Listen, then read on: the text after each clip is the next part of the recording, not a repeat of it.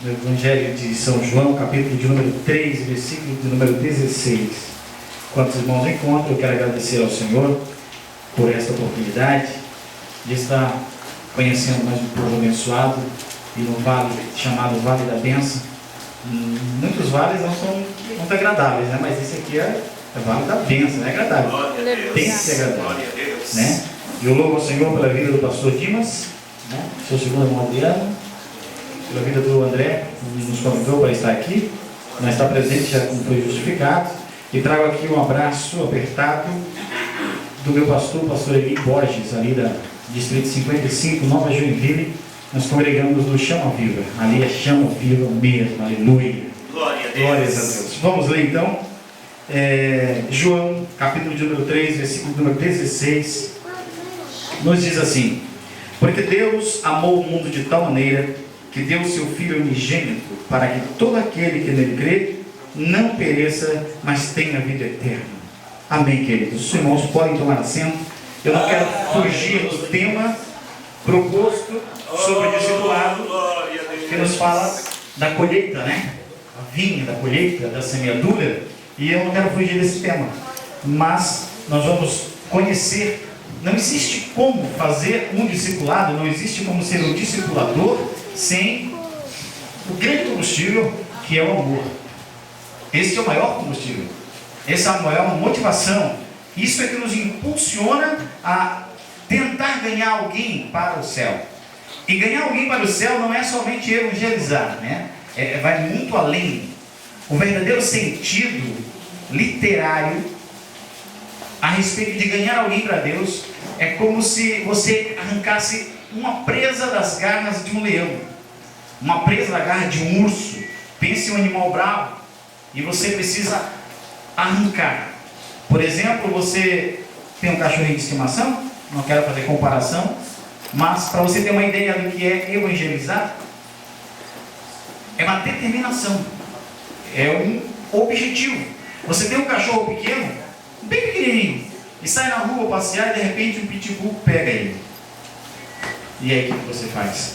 Você vai em cima do pitbull, você vai arrancar aquele cachorrinho da boca do pitbull, mesmo sabendo que a mordida do pitbull é muito forte, mas aquele cachorrinho é seu, você tem amor por ele, né? Vamos colocar uma criança pequena, um dos nossos filhos, na boca de um pitbull. Olha só, qual seria a sua atitude, a nossa atitude? Eu arrancaria aquele pitbull, eu abriria a boca dele, com uma força que Miguel Davi teve de matar o leão, porque eu amo meu filho. Aleluia. E eu não deixaria aquele cachorro matar, ainda que ele tivesse já mordido, ou mataria eu e ele. Ser discipulador é isso aqui. Literalmente ir de encontro a Satanás. Não é brincar de ser crente, é ir de encontro ao inimigo. Ele está com as garras enfincadas nas almas que estão perecendo. Porque é muito fácil, muitas das vezes, nós ganharmos almas de alguém que está na igreja, mas está um pouquinho desviado, mas gosta de vir à igreja. É fácil trazer. E alguém que não gosta de igreja. E o espírita, como o pastor falou, e o macumbeiro, o feiticeiro, e o pai de santo, e o bruxo. Como falar de Jesus para um bruxo? Ele conhece mais o inferno do que às vezes nós conhecemos o céu. Ele conhece mais os poderes satânicos do que nós fazemos uso do poder que nós, igreja, temos de ir de encontro a ele e ganhar a alma que está na garra. E nós muitas vezes negligenciamos. Eu gostaria de falar, nesses poucos minutos, sobre o amor. Este amor revelado na Bíblia. E João não conseguiu expressar porque ele procurou palavras do dicionário grego, hebraico, aramaico, vazio, o português não conseguiu expressar. Que amor é esse? Então ele disse de tal maneira, de uma tal maneira, porque é um amor que o nosso entendimento ele é pobre demais, é pequeno, é baixo demais para compreender o tamanho deste amor, de alguém que entrega o seu filho para morrer por alguém que não fazia sequer motivo para estar aqui. E eu gostaria de levar a igreja nesta noite para nós vivermos uma história lá no começo, para entendermos o que é este amor de verdade. Talvez você já conheça, mas eu quero abrir um pouco mais deste leque para que nós venhamos a entender por que eu preciso me dedicar tanto a almas, preciso ganhar almas para Jesus. Então nós vamos voltar lá no início, quando Deus, na sua eternidade, estava Ele, Pai, Filho, Espírito Santo, e decidem criar. Ali foi criado então os anjos, o querubim, Lúcifer. O anjo de luz foi criado naquela época. Deus disse: exista, haja. Ele existiu. E com ele todos os anjos foram criados. Passaram alguns anos. E de repente surge no coração de Deus. Não digo de repente porque já era um projeto da eternidade. Surge um desejo em construir alguém, em formar alguém de alguma maneira. Então este projeto é colocado em prática. E Deus, já preocupado com o bem-estar da humanidade, com o bem-estar do Vale da Bênção, muitas vezes diz assim: mas eu, irmão João, Vale da Bênção, eu sou esquecido aqui, ninguém me vê. Eu quero dizer para você, para alegrar o teu coração, que Deus lembrou de você na eternidade. Deus lembrou de você antes de você nascer e antes mesmo do mundo ser criado. Deus, na sua onisciência, lembrava de cada um de nós. E por isso Ele criou o projeto de formar a humanidade.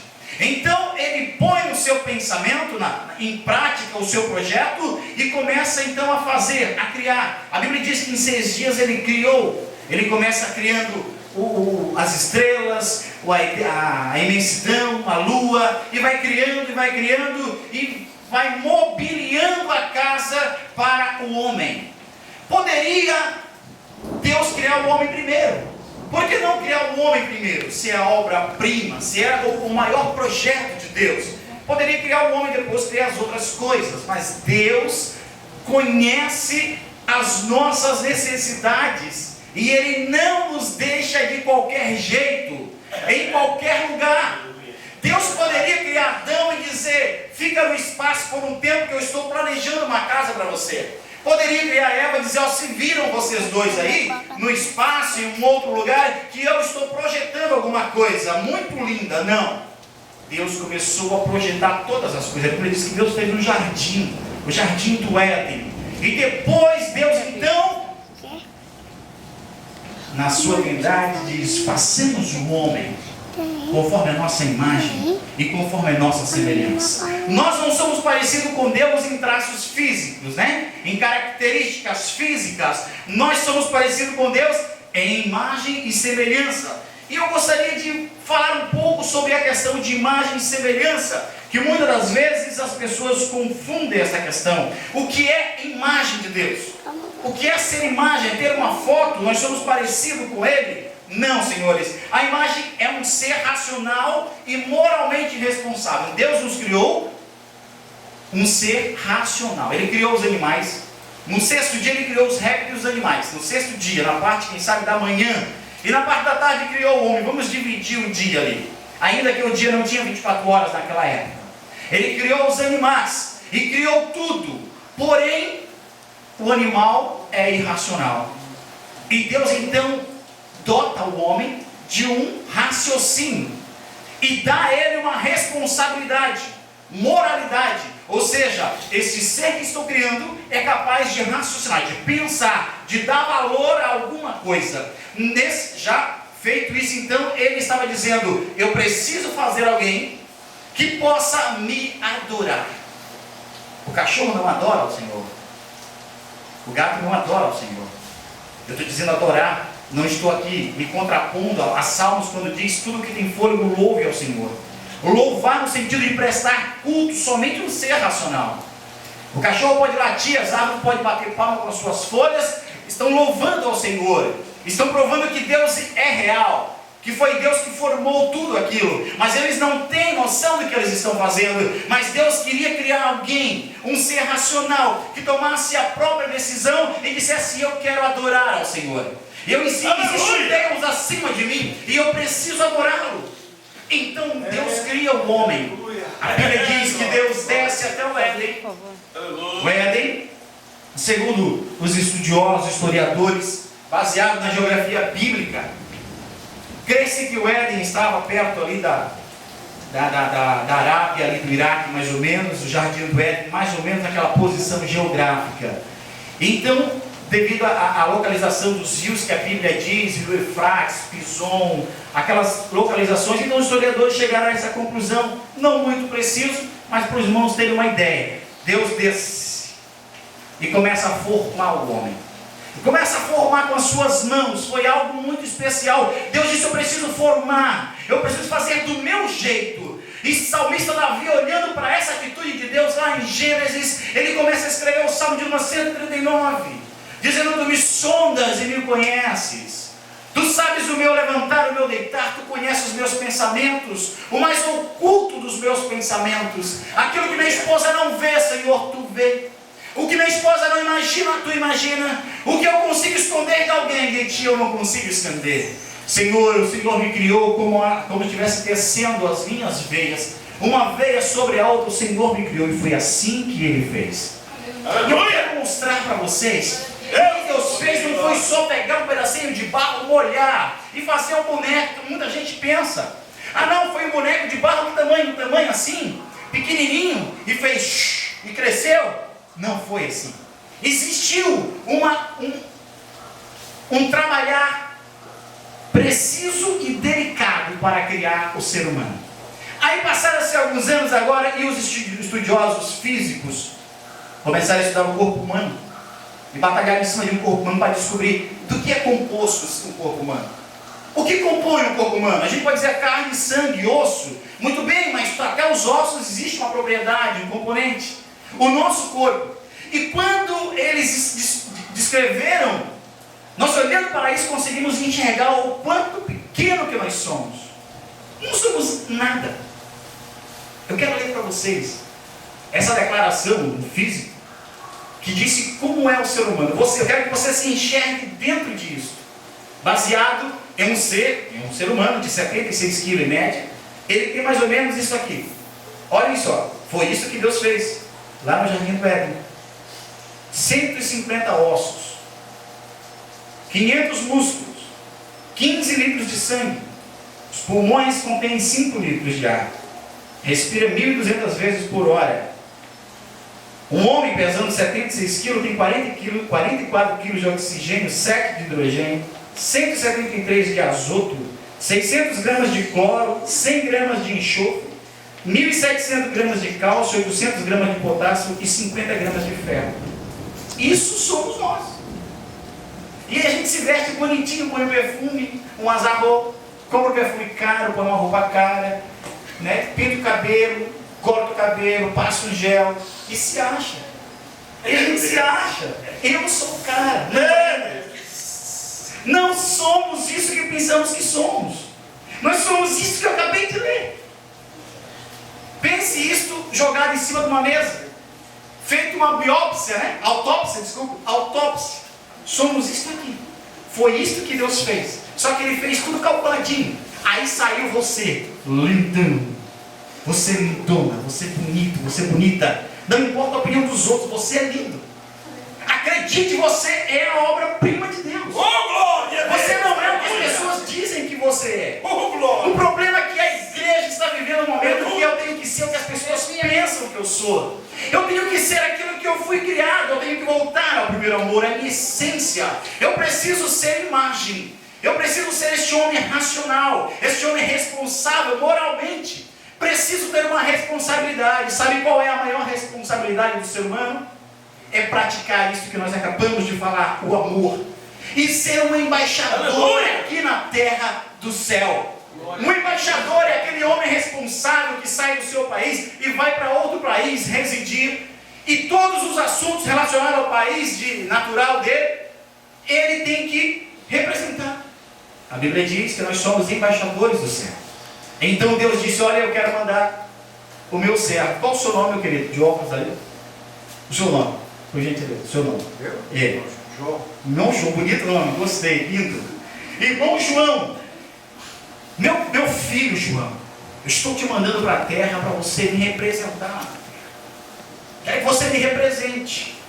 Mas Jesus, mas Deus, o inferno vai vir contra mim. Seja o meu representante ali na terra. Um embaixador, um representante legal aqui na terra. Essa legalidade, querido, ninguém pode arrancar da gente. Eu sou embaixador do céu aqui na terra, e não é o macumbeiro que mora do meu lado que vai fazer eu calar a minha boca. Não pode ser o espírita que canta a música mais bonita do que eu. Não pode ser ninguém que não tem experiência com o meu Deus que pode me diminuir, pode até me humilhar, mas fazer eu perder essa grandeza de ser embaixador aqui na terra, ninguém pode. Glória a Deus. Então Deus começa a mudar, Deus começa a trabalhar. Deus fez Adão era, pense no homem perfeito, pense em você, óbvio. Pense no homem perfeito, pense em você. Pense numa mulher perfeita, Eva. Perfeito, Adão. Então a Bíblia diz que Deus formou um homem perfeito. Adão, mais ou menos, quando foi criado, ele tinha em média estatura de um homem feito, seus 40 anos. Adão não nasceu porque ele já foi criado. E Adão não foi criado para morrer. Adão foi criado para viver eternamente, porque não tinha morte, não existia morte. Mas o Senhor, lá no jardim, antes do jardim, sabia que o homem ia ser posto em prova e não ia aguentar. Apocalipse, capítulo 13, versículo 8, a Bíblia diz assim que o cordeiro morto, antes da fundação do mundo, olha só, Jesus Cristo morreu, mas já estava programado, projetado o seu sacrifício antes mesmo do mundo ser criado. Expliquem isso. Se o homem não existia, não tinha pecado, como Jesus já era um sacrifício, porque Deus sabe. Você pode estar pensando, mas por que, irmão João, que eu estou passando essa prova lá em casa? Mas eu tenho Deus, eu dizimo, eu oferto, eu trago, eu sou fiel à minha esposa, ao meu patrão, à igreja, ao meu pastor, sou fiel. E por que está acontecendo? Eu não consigo entender a situação. Você não vai entender a situação. Você está passando por isso porque Deus tem algo melhor lá na frente. Deus não te deixa ver lá na frente. Muitas pessoas se perguntavam, quem sabe a humanidade, mas por que Jesus teria que morrer? Quem sabe os anjos que não são oniscientes, eles não são, só Deus? Eles diziam, mas por quê? Quem sabe, não estou falando que a Bíblia está escrito na Bíblia, tá? Por que morrer lá na frente? Não existe ninguém ainda. Deus conhece. O irmão João daqui a 10 anos. Deus conhece o irmão João aí. Deus sabe onde nós vamos tropeçar, onde nós vamos errar. Por isso que Ele projeta antes de nos criar. Aí Deus montou, coloca no jardim do Éden. Entra Satanás, tenta e Adão cai. Ele desce ladeira abaixo. Adão conversava com Deus. Deus, beleza? Adão, onde tu estás? Estou aqui. Oi Deus, tudo bem? Como é que o senhor está? Boa tarde, boa noite. Tudo bem? Tudo bem. E Adão? E Adão conversava com Deus.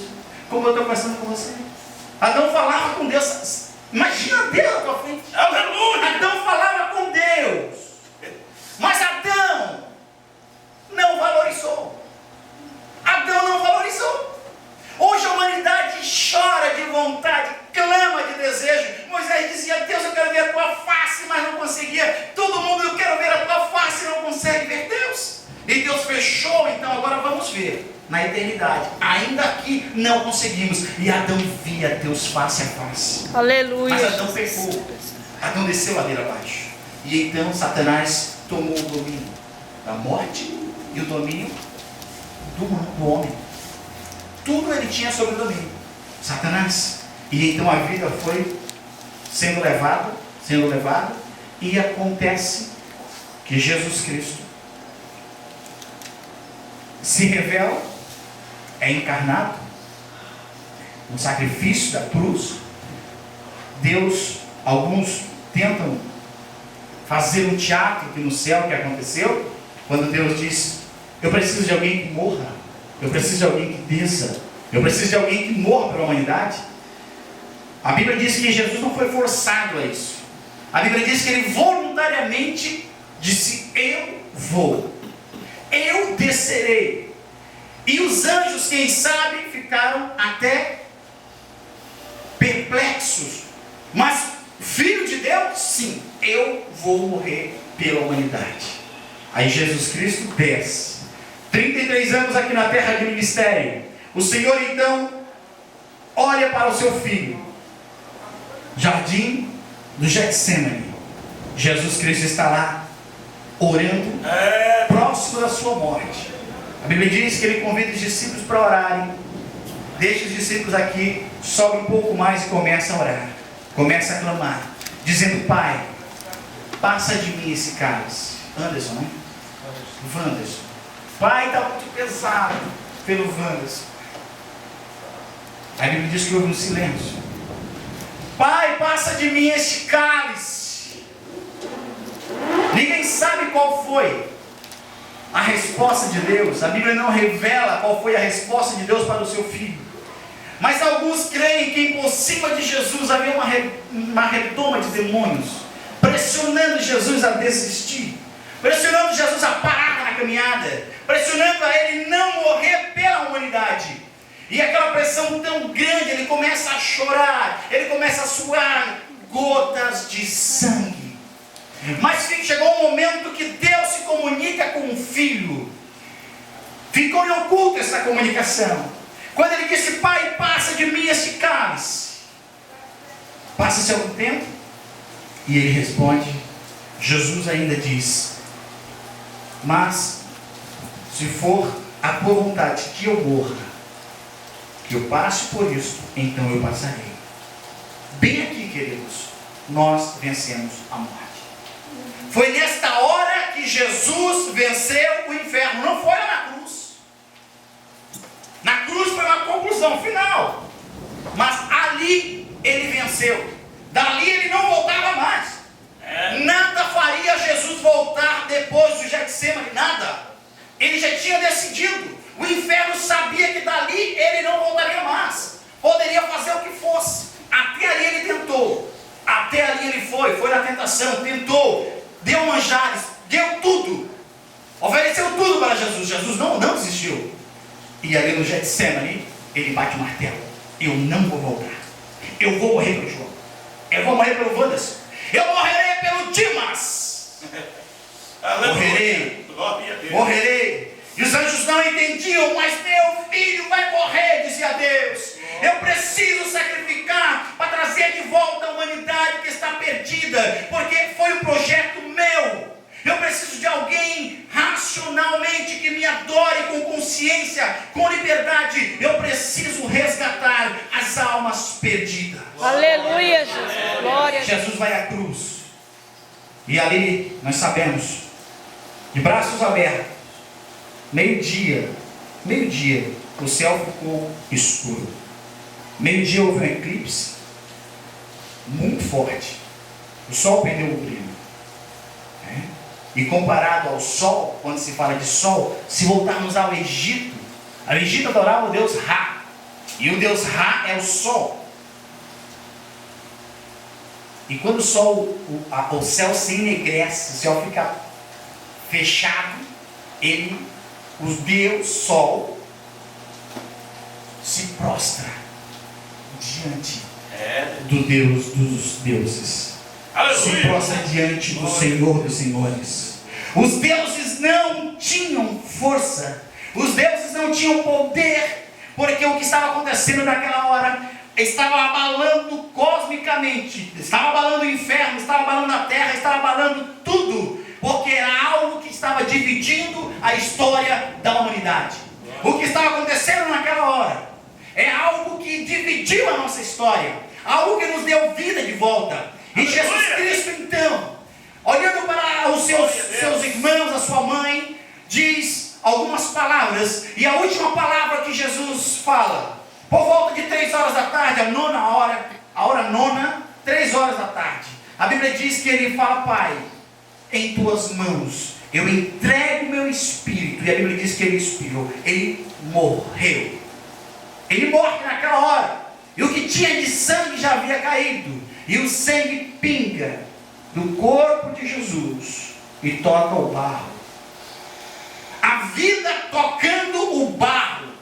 Quando aquela gota de sangue que representa a vida tocou a terra, que representa o pó, a nossa matéria, de onde nós viemos, então naquela hora houve um estrondo, algumas tumbas se abriram, algumas pessoas ressuscitaram, houve uma separação entre o Santíssimo Santo do Santo e o pátio, porque era uma divisão do templo, um véu que existia bem aqui, muito grande, ninguém podia entrar aqui, somente sacerdotes. A Bíblia diz que o véu se rasgou de alto a baixo. Deus disse assim, a partir de hoje, com aquela atitude, Deus estava dizendo assim, ó, a partir de hoje, Adão falava comigo, o ser humano não pode falar, não pode me ver, mas eu dou liberdade para o vale da bênção subir aqui e falar comigo. Glória a Deus, aleluia. E Paulo, baseado no que Jesus, no que Deus fala, pode dizer assim, irmãos, com ousadia, entremos diante do nosso Deus. Nós temos que ter ousadia. Deus, como disse o pastor, não chama covardes, não chama medrosos, não chama fracos. Fracos chamam as pessoas que estão numa situação que não querem continuar vencendo ou melhorando. Deus chama aquele que eles sabem que vão fazer o seu papel de evangelizar e de ganhar almas para o seu reino. Jesus Cristo morreu por você. Jesus Cristo morreu por mim. Eu não sei o que eles andam falando de você. Eu queria falar, para finalizar, eu queria falar sobre algumas opiniões alheias que estão interferindo na filosofia da igreja, nas doutrinas da igreja. Algumas opiniões do mundo que estão deixando a gente parado, que estão fazendo a gente ficar dentro dos templos, fechado dentro das quatro paredes, com medo de ir pregar o evangelho. O que falam de você? O que eles dizem que vocês são quando falam que é crente na escola? O que eles dizem lá? Louco? Alguma coisa assim? Retardado, quadrado, igreja? Meu Deus, mas por que não vamos para uma house e ficar a noite inteira? Melhor. Por que no Big Bowl não? Melhor. Por que no salão não? Melhor. Por que fumar um baseado não é melhor? A opinião do mundo está entrando na nossa vida cristã e está dando diretrizes para nós. Os crentes estão simplesmente aceitando o que os médicos estão assinando. Eu estou doente, meu filho está doente, ele é não sei o que, meu filho não vai ter jeito, a minha mãe está entregue para a morte. Mas a Bíblia diz, e eu queria chocar os irmãos com o que eu vou falar agora. Os irmãos vão ficar chocados. Mas é bíblico, eu vou provar na Bíblia. Pastor Dimas, você sabe por que muitas das vezes a igreja não tem poder ou não faz uso do poder que Deus deu? Porque falta conhecimento. Conhecer o Deus que nós servimos. Não somente conhecer o Deus que as pessoas servem ou que elas falam que este Deus é. A verdade nua e crua. Deus não existe. Paz, meus senhores. A Bíblia não dá prova de existência de Deus. Deus não existe. Por que Deus não existe, irmão João? Porque para existir tudo que para existir, precisa ter um princípio. Tudo que você fala, isso aqui existe, tem um princípio. Eu existo, sim, você teve um princípio. E Deus não teve princípio. Deus não existe, Ele é. Deus é. Sabe o que significa? Engloba tudo. Engloba tuas finanças que você não tem domínio. Engloba o teu casamento que está com problema. Engloba o ministério que você perdeu as cordas. Engloba a nossa situação que nós não temos condições de superar. Engloba tudo isso, ou seja, Deus é além do que nós somos. Deus é maior do que nós. Aleluia! Glória a Deus. Glória a Deus. Deus pode fazer algo para nós muito mais do que nós imaginamos. Deus é. Deus é. Quando eu entendo que Deus é, irmão João, Deus é. Mas é o que? É o que você pensar. Ele é além do inimigo, Ele é mais do que o inferno, Ele é mais do que o nosso problema, Ele é mais do que a dificuldade de ganhar almas para o reino de Deus, Ele é mais do que qualquer levante do inferno. Aleluia! Ele é mais do que Lúcifer, mais do que o inferno inteiro. Deus é. E Deus não precisa mandar milhões de anjos para estarem aqui passeando, não. Deus pode mandar um só. Um anjo só. Distrai um monte de demônio que tem por aí. Existia na Via Dutra, perto de São José dos Campos, uma curva que matava muita gente. O carro passava, nada rodava. Pá, matava. Vinha bater em frente do caminhão. Pá, matava. Muita gente rodava e morria. Um pastor pregando para São Paulo, ele falou para Deus: Deus, o que está acontecendo? É o meu trajeto. Me revela alguma coisa, Senhor. O que acontece? E aí Deus revelou, falou assim: olha, vai até São José dos Campos. Ele estava indo. Ele falou, chegando na coisa, ele falou: para ali. Ele encostou o carro, sobe ali e olha para aquela curva. Ele falou que ele viu um demônio. Ele viu um demônio sentado. Toda vez que vinha um carro, o demônio pulava em cima e fazia um monte de coisa. Deus falou assim: ó, vou te mostrar que eu tenho poder. Ergue as tuas mãos, repreenda agora. Deus falou com ele, ele viu. Ele estendeu as mãos e disse: em nome de Jesus, nunca mais, sai daqui. Tu não vai mais causar nenhum acidente aqui. A partir daquele dia, nunca mais houve acidente naquele lugar. Glória a Deus. Deus é. Deus é. Amém. Mas eu estou ouvindo vozes na minha casa, mas Deus é maior do que os espíritos que estão tentando tirar a tua paz. Amém. Mas eu estou vendo meu esposo se perder nas drogas, ele é maior do que a pedra. Ele é uma pedra angular. Amém. E a palavra diz que ele esmiuça, ele queima, a palavra penetra, ela vai aonde você não quer que ela vá, mas ela mexe com você, ela vai na divisão da alma. Eu não quero ouvir este pregador, mas Deus diz que eu preciso ouvir a minha palavra. Eu preciso compreender que o amor de Deus me tira do chão, me levanta em lugares altos. Somente o amor de Deus, a amizade com o pastor, a amizade com o ministério, pode até me levantar no ministério, mas para me colocar numa altura que Deus queira me usar, é somente o amor de Deus. Aleluia. Esse amor que não tem explicação, que não tem preço, não tem palavras que expliquem ele.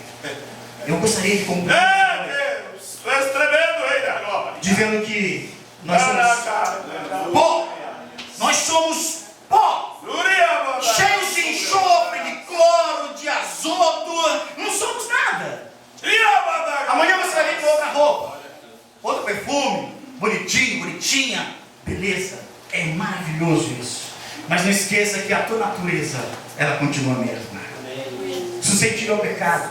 Quando sai do templo, já tem alguém de olho em você, te oferecendo alguma coisa. Ninguém está imune. Ninguém está imune. O pastor, como anjo da igreja, até o mais novo convertido, ele está suscetível a pecar. A qualquer hora nós podemos cair. Aí Paulo diz: cuidado, irmãos. Quem está em pé, cuide para que não caia. Cuide. Eu gostaria de concluir essa mensagem dizendo para vocês o seguinte: tremendo, Deus da glória.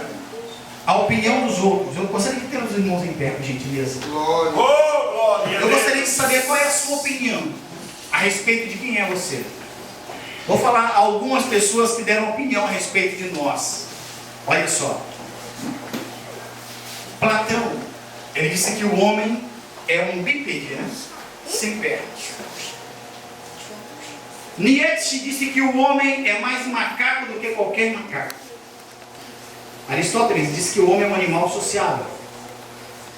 Molière falou que o homem é um animal vicioso. William Hazlitt falou que o homem é o único animal que ri e chora. Alguém comentou que o homem é um embrulho postal que a parteira despachou ao correio. Dessas opiniões, desses conceitos, você se encaixa em alguma?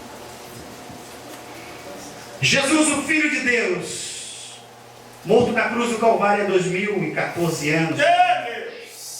Ele disse, baseando na palavra de Deus, porque ele era o verbo vivo revelado, olhando para o vale da bênção, a sua onisciência nesse dia, 19 de setembro de 2015, que você não é nada disso que as pessoas estão falando, mas que você é a imagem e a semelhança de Deus. Amém. Satanás, ele odeia você, sabe por quê? Porque ele não tem imagem, porque ele não é semelhança, ainda que tinha todos os poderes lá na eternidade, onde morava no céu, e andar nas pedras preciosas, mas ele não tem. Ele não tem a imagem, a semelhança que nós temos. E a incapacidade ele tem de praticar o amor. Ainda que ele queira amar, Wanderson, ele consegue amar. Deus disse: eu vou dar esse dom para o Wanderson. Aleluia. Ainda que o diabo diz: eu me arrependo, Deus, eu quero voltar para o céu, eu quero ganhá-las para ti. Não! Não vai, não tem mais jeito, porque eu escolhi o Vale da Bênção, porque eu escolhi o Wanderson, o João. Eu preciso deles, não é de você, Satanás. Deus, ele carece de você. Deus precisa do teu compromisso. Deus precisa que você arranque as garras do pitbull lá fora. Uma alma que está chorando, que está querendo se enforcar nesse exato momento, vai na frente de um bar que tem alguém tomando uma cerveja, uma pinga, porque brigou com a mulher e quer ir embora de casa. Tem algum adolescente agora que está fumando o primeiro baseado da sua vida. Tem algum adolescente tomando agora, cheirando primeiro pó, fumando a primeira pedra. E Deus está olhando para você. O que você vai fazer? O Vale da Bênção vai fazer algo. Os anjos dizem: ai, como eu queria estar lá no Vale da Bênção, mas eu não posso. E os anjos vão dizer: mas eles vão. E Deus diz: eu sei que eles vão fazer alguma coisa. Eu quero te dizer, meu irmão, que o tempo está próximo. Você precisa ganhar somente uma alma até o final do ano. Ganhe somente uma alma até o final do ano. Só uma! Nós temos 6 meses, 4 meses ainda. 3 meses. Eu vou ganhar uma alma. Ganhe uma alma para o Senhor. Leve, Deus está aqui, esta alma. Vá até o batismo com ela. Não largue dela. Diga que Jesus ama. Faça o discipulado. Eu vou tirar você do inferno. Porque nós somos porteiros do inferno e não porteiros do céu. Deus não precisa de porteiro no céu. Deus precisa de porteiro do inferno. A porta é larga, a igreja toda está vindo. E você é porteiro. Opa, aqui não! É lá! Mas eu quero ir não! E as cartas de diabo. Eu quero acabar com o casamento dela. E você pega, não vai. É uma luta. Tu vai lutar contra o cão. Não é contra o pastor. É contra o inferno. As almas vidas passam para o inferno. Eu quero morrer. Eu quero ir para o inferno. Eu não quero mais nada com nada. Fala: não, Jesus morreu por ti, meu irmão. Ele morreu por você. Ele te perdoou, Davi Clegg. Não faz isso. Deixa eu orar por você. Ah, mas você deixa eu orar por você agora, na praça, sim. Você não tem vergonha? Não tenho vergonha. Então ora por mim. Ele dobra o joelho e você fala: Deus, a autoridade do teu espírito, do teu sangue, no nome de Jesus, eu repreendo agora esse espírito de suicida, esse espírito de homicida, esse espírito de bebedeira, de droga, de consumo, de dependência química. Mas não precisa sapatear para expulsar, não. A autoridade está na sua mão. Porque a autoridade foi feita para ser praticada. Se você não a pratica, alguém vem e toma de você. E alguém vai tomar. Mas eu tenho certeza que aqui ninguém vai tomar. Eu gostaria de orar por você nessa noite. Que quer sentir esse amor. Você já sentiu? Sinta de novo. Não é milagre. Esse amor não é milagre. Ele só vai desabrochar de forma mais forte. Eu queria orar por você. Você é meu irmão, minha irmã. Não tenha vergonha. Vem aqui. Posso orar, pastor? Vamos orar.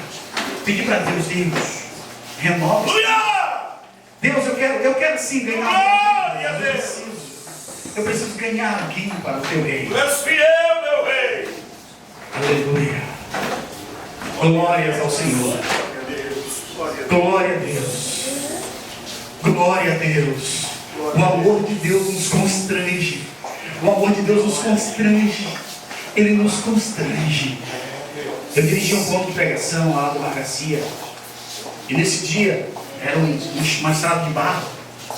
Só estava eu, a minha esposa. Ela estava grávida mais nova ali, chovendo demais. Só nós 3 lá, no ponto de pregação. E eu pregando para eles. Aí passa na chuva um bêbado. Passa um bêbado. Entra, volta e fala assim: eu quero ser igual ao senhor. Eu falei: quero ser igual ao senhor. Sim, bem bonito. Falei: então, bom. Mas o que dificulta ser? Qual é o problema? Eu quero parar de beber, eu não consigo. Eu chego em casa, bato com a minha mulher. E eu vou chegar agora, vou bater nela de novo. Eu prego o evangelho. Eu prego que nos liberta. Aí Satanás estava no corpo dele, não. Falando para mim. Eu falei, tu acredita que Deus pode te libertar? Acredito. Juiz. De ninguém. Só eu e a esposa e o sonoplasta. Chovendo. Mês de setembro, frio demais. Meu Deus. Meu Deus. Porque as mãos de Deus é contigo. Sou só um instrumento. Em nome de Jesus, eu repreendo agora. A partir de amanhã ele está liberto. A partir de hoje, né? Amanhã. Ele levantou bêbado ainda, foi embora. Chegou lá. No outro dia, era quarta e sexta. Na sexta voltou ele a mulher. Ela, católica, apostólica, romana, roxa. E ele ex-viciado. Aí ela chegou, o que você fez com meu marido que ele parou de beber? Eu falei assim, olha, eu não fiz nada, Jesus fez. O que eu preciso é que você gostou, gostei. Você falou o seguinte, deixa eu fazer um discipulado, na época era grupo de crescimento, né? Isso. Grupo de crescimento. Posso na sua casa? Pode. Cheio de quadro, a imagem, a santa, tudo. E eu ia lá. Chovendo. E ela dizia, hoje ele diz assim, eu pensava que o irmão João não vinha naquela vez. Eu estou sem medo, não vai vir, está chovendo hoje. Eu ia na chuva mesmo. Ia lá 3 meses. Ela disse, eu tenho que ir para a Assembleia de Deus. Eu falei, não precisa vir para a Assembleia de Deus. Fica na igreja católica mesmo, pode ficar. Conhecendo a verdade, seja um fruto lá dentro. Eu quero que vocês ganhamos lá dentro. Pode ficar, não tem problema. Pode ficar na igreja católica.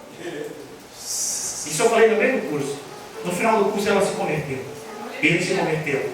Arrancou os quadros, arrancou a imagem. Hoje ele é obreiro da casa do Senhor. Aleluia! Irmão Souza, rei do telhado, ele conhece. Tem a caminhonete rei do telhado ali. Rei das telhas lá. Queridos, Deus muda. Bom João, não precisa muita coisa. Ele é pior. Não. Jesus não precisou, Jesus não entrevistava demônio. Jesus não perguntava nada. Nós também não temos o direito. Qual é o problema? É físico? É mental? Psicológico? É financeiro? Agora. O que Deus vai fazer amanhã, eu não posso dizer que vai. Mas eu acredito no poder. E o poder dele, a nossa oração sobe e Deus manifesta a sua glória. Aleluia! Feche os teus olhos, Senhor, nosso Deus e Pai. Estamos diante da tua presença, o Deus Criador do céu e da terra.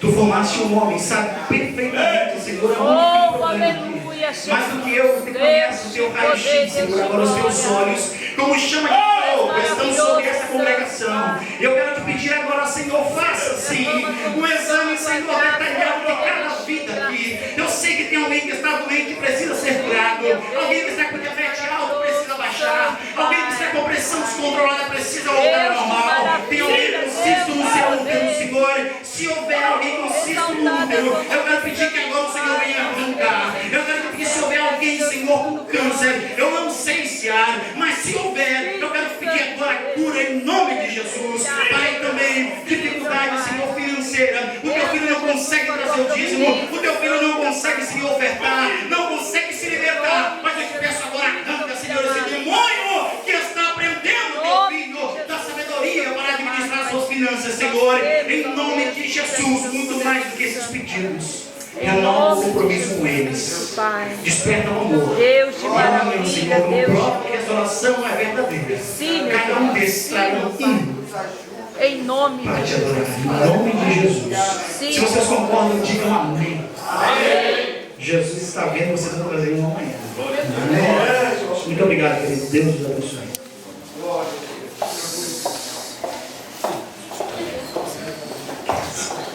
Pode ser lugar, essa minutinha, nós já vamos estar despedindo o povo de Deus.